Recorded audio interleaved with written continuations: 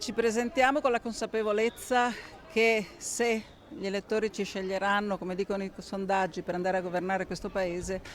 avremo tanti problemi da affrontare subito, urgenti, problemi che si sarebbero dovuti affrontare ieri. Una risposta immediata ai problemi della gente e delle imprese del Veneto, una campagna elettorale che Fratelli d'Italia intende giocare in una squadra compatta. Si presentano così i candidati alle prossime politiche nella Sala Verde del Caffè Pedrocchi. Questa è una campagna elettorale che non si gioca sulle singole persone, è una campagna elettorale che si gioca sulla squadra, su un partito che vuole proporsi proprio come squadra, come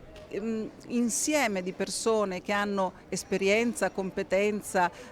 uniti alle persone che arrivano dalla società civile. Un lavoro di squadra che si riconosce nella leader Giorgia Meloni, precisa Elisabetta Gardini, a cui fa eco Adolfo Urso, senatore e presidente del Copasir, a lungo vice ministro e sottosegretario allo sviluppo economico, profondo conoscitore delle imprese del nord-est, che al Veneto promette l'autonomia regionale e al governo Draghi chiede di intervenire subito sul caro energia.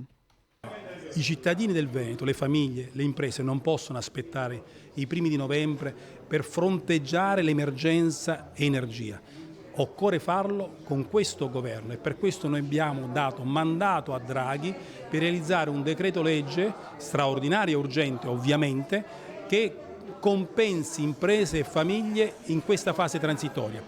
e nel contempo agire in sede europea con il vertice già programmato del 9 di settembre per concordare in Europa le due misure che l'Europa deve realizzare per salvare le imprese e le famiglie europee. Il tetto al prezzo del gas e il disaccoppiamento tra il prezzo dell'energia e il prezzo del gas.